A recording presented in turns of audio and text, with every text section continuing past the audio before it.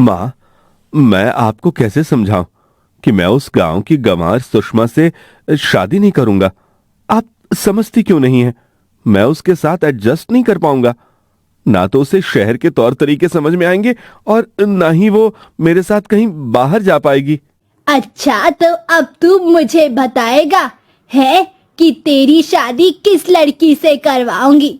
सुन शेखर, मैं तेरी माँ हूँ, माँ, और मुझे इतना तो हक है ना कि तेरी शादी मैं अपनी पसंद की लड़की से करवा सकूं। और ये क्या लगा रखा है कि गांव की लड़कियां गंवार होती है और शहर की लड़कियां बहुत अच्छी होती है। तुझे पता है कि गांव की लड़कियां ज्यादा समझदार और शरीफ होती है, इन शहर की छोरियों जैसे नहीं जो छोटे छोटे कपड़े पहनकर सिर्फ पैसे उड़ाना जानती है। मैंने तय कर लिया है कि तुम्हारी शादी अपनी सहेली विमला की बेटी सुषमा से ही करवाऊंगी।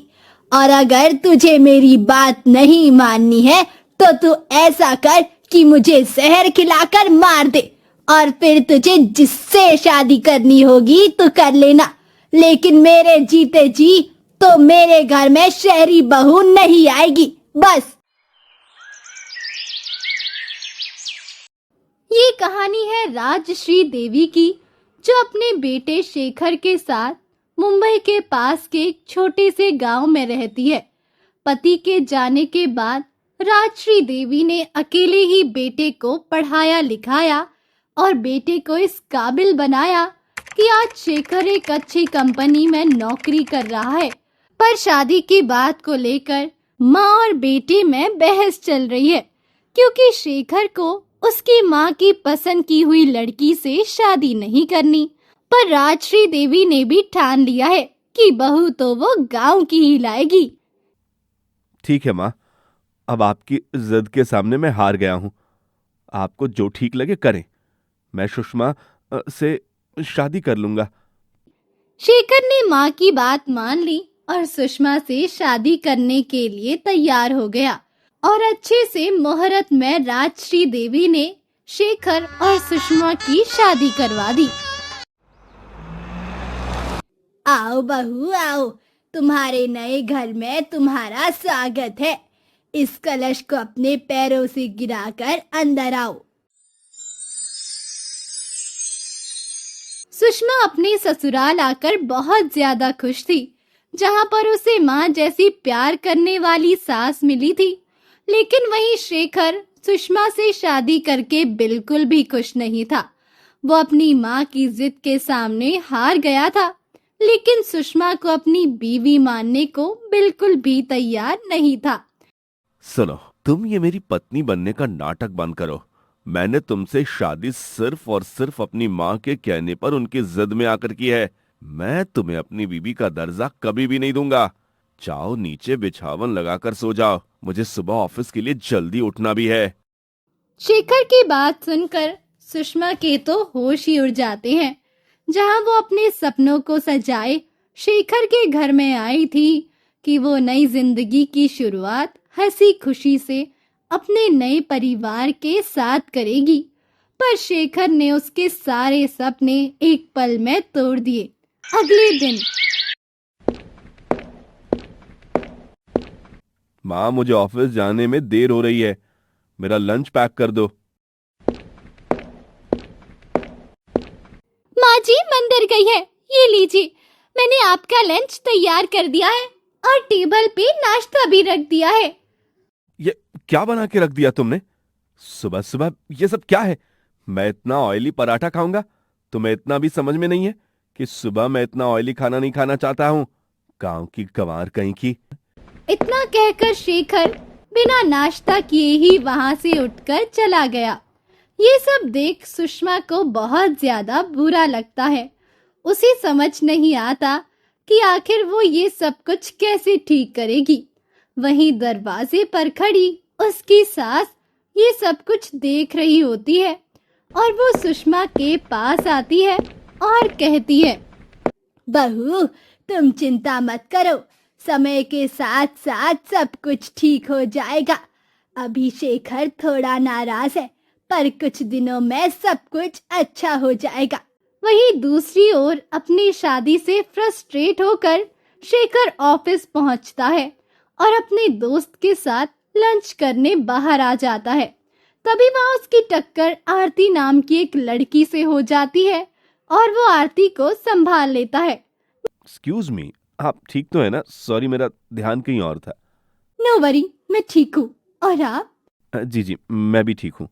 ये सुनकर आरती वहां से चली जाती है और शेखर उसकी तरफ देखता ही रह जाता है। आरती एक अमीर घर से थी और उस हिसाब से लाइफस्टाइल और मेकअप हर चीज में वो सुंदर दिखती थी। शाम होती है, शेखर घर आता है और सुषमा बड़े ही प्यार से उससे पूछती है, आ गए आप? जल्दी से मुंह हाथ धो लीजिए, आज मैंने आपके पसंद के कढ़ी चावल बनाए हैं। मैंने कितनी बार कहा है कि मेरे आगे पीछे मत घूमो, क्योंकि तुम चाहे कितनी भी कोशिश कर लो, मैं अपने दिल में तुमको जगह नहीं दूंगा, समझी तुम? अब खड़े खड़े मेरा मुंह मत देखो, जाओ यहाँ से और मेरे लिए खाना लाओ। तभी वहाँ पर उसकी माँ आती है और बोलती है, शेखर, ये क्या तरीका है बहू से बात करने का? वो तुम्हारी पत्नी है, कोई इस घर की नौकरानी नहीं जो तुम इसके साथ इतने बदसलूकी से पेश आते हो। माँ प्लीज, अब आप शुरू मत हो जाइए। एक तो मैं ऐसे ही दिन भर ऑफिस में काम करके थक जाता हूँ, और ऊपर से आपकी और वो अनपढ़ गवार बहू, जिसकी शकल देखकर ही मेरा मूड खराब हो जाता है। और अब आप, माँ, मैं आपको बता रहा हूँ, अगर इसी तरह चलता रहा ना तो मैं एक दिन इस घर को छोड़कर चला जाऊंगा। राजश्री देवी चुप हो जाती है। शेखर खाना खाता है और बेड पर जाकर वो सी लड़की आरती के बारे में सोचता है जिससे आज उसकी मुलाकात हुई थी। यार, सच में वो लड़की थी या जादूगरनी? ऐसा जादू उसने मुझ पे चलाया है कि उसका ख्याल मेरे मन से ही नहीं जा रहा है। पता नहीं दोबारा वो मुझे मिलेगी भी या नहीं। ये सोचकर शेखर सो जाता है और अगले दिन वो जल्दी से ऑफिस के लिए निकल जाता है और उसी रेस्टोरेंट में जाकर बैठ जाता है, ये सोचकर कि शायद आज उसकी मुलाकात उस लड़की से हो जाए। और इत्तेफाक से फिर से आरती उसी रेस्टोरेंट में जाती है, क्योंकि कल जब वो गिरी थी उसका आईडी कार्ड वहीं पर गिर गया था और आरती अपना आईडी कार्ड ढूंढने लगती है।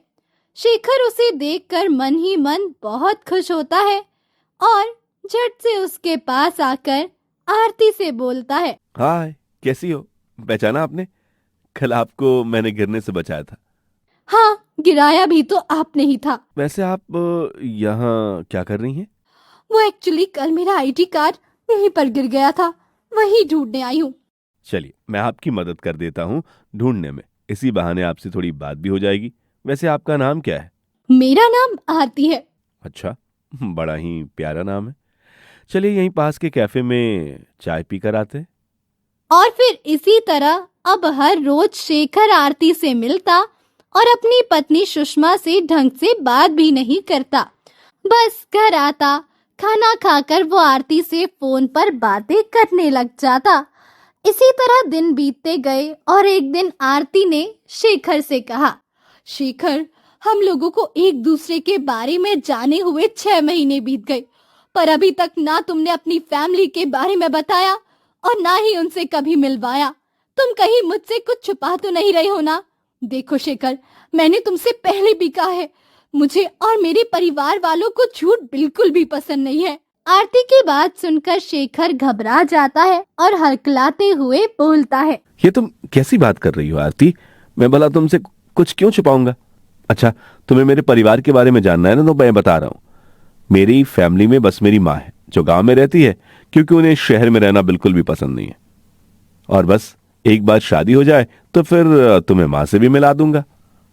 आरती खुश होकर शेखर से कहती है, अच्छा वो सब छोड़ो, मुझे तुम्हें एक बहुत बड़ी खुशखबरी देनी है।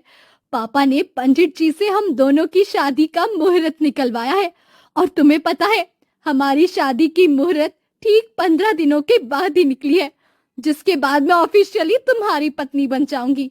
मैं बहुत ज्यादा खुश हूँ अपनी शादी के लिए और मुझे ढेर सारी शॉपिंग भी करनी है। खुश तो मैं भी हूँ, बस अब जल्दी से हमारी शादी हो जाए और तुम मेरी दुल्हन बनकर मेरे घर आ जाओ। बातें करके शेखर घर आता है और बाहर वो अपने मन में यही सोचता है कि अगर आरती को उसकी शादी के बारे में पता चल गया तो पता नहीं वो क्या करेगी। और फिर अगले दिन सुषमा को उसकी सहेली फोन करती है अपनी शादी के लिए इनवाइट करने के लिए, और वो सहेली कोई और नहीं बल्कि आरती होती है। लेकिन सुषमा और आरती दोनों इस बात से अनजान होते हैं कि आरती की शादी जिससे हो रही है वो कोई और नहीं बल्कि सुषमा का पति शेखर है, और दोनों सहेली अनजाने में ही सौतन बनने जा रही है। सुषमा यार, तू तो एकदम गायब ही हो गई जब से तूने शादी की। लगता है शादी के बाद जीजा जी ने तुझ पे जादू कर दिया कि तू अपने दोस्तों को भूल गई। यार, ऐसी कोई बात नहीं है। भला अपनी सहेली को कोई भूल सकता है क्या? शादी के बाद थोड़ी बिजी हो गई हूँ, और वो तो तू भी हो जाएगी, बस कुछ ही दिनों की बात है। बिजी तो हो जाऊंगी पर अपनी सहेली को थोड़ी भूलूंगी तुम्हारी तरह। खैर वो सब छोड़ो, तुम्हें मेरी शादी में जरूर आना है और अपने साथ जीजू को भी लेकर आना, मुझे भी तो मिलना है उनसे। हाँ ठीक है, मैं तुम्हारी शादी में जरूर आऊंगी। और ऐसे ही दिन बीत जाते हैं और आरती की शादी का दिन आ जाता है। सुषमा शेखर से कहती है, सुनिए जी, आज शाम को मेरी एक सहेली की शादी है, उसने आपको भी शादी पर बुलाया है। मेरे पास तुम्हारे लिए फालतू का समय नहीं है। तुम्हारी दोस्त की शादी है, तुम जाओ। आज शहर के बाहर मेरी मीटिंग है, मुझे वहां जाना है। वैसे भी गंवारों की शादी में मुझे जाने का कोई शौक नहीं है। हाँ, बड़ी आई शादी में जाने वाली। और फिर शाम को तैयार होकर सुषमा अपनी सास राजश्री देवी के साथ आरती की शादी में जाती है। पर वहां जाने के साथ ही उसकी नजर आरती के दूल्हे पर जाती है, जिसे देख सुषमा और उसकी सास राजश्री देवी के तो पांव तले जमीन ही खिसक जाती है, क्योंकि आरती का दूल्हा कोई और नहीं बल्कि शेखर होता है। राजश्री देवी गुस्से में शेखर के पास जाती है और उस एक चाटा लगाकर कहती है, तो ये हो रही है तुम्हारी मीटिंग, यहाँ कर रहे हो तुम मीटिंग। आज मुझे शर्म आ रही है शेखर अपने आप पर कि मैंने तुझ जैसे बेटे को जन्म दिया और इस बेचारी की जिंदगी को खराब किया। आज से तू मेरा बेटा नहीं है, मैं इसी वक्त तुमसे सारा रिश्ता खत्म करती हूँ। ये सारी बातें सुनकर आरती चौंक जाती है और वो राजश्री देवी से कहती है, ये क्या हो रहा है? आप मेरे होने वाले पति को ऐसा नहीं बोल सकती।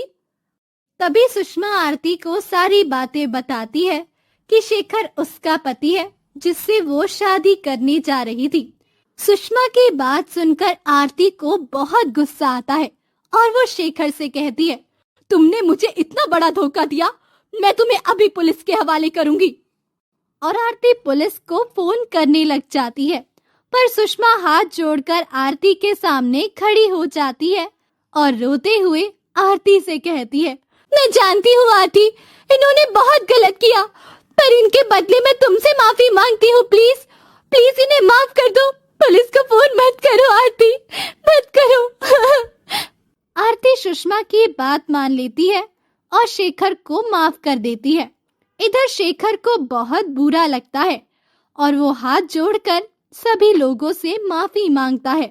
शेखर सुषमा से कहता है, आज मुझे समझ आ गया कि मैं तुम्हारे बारे में कितना गलत सोचता था। तुम बस मुझे एक मौका दो, मैं तुम्हें अब शिकायत का कोई मौका नहीं दूंगा। शेखर की आंखों में भी आंसू आ जाते हैं। सुषमा भी उसे माफ कर देती है।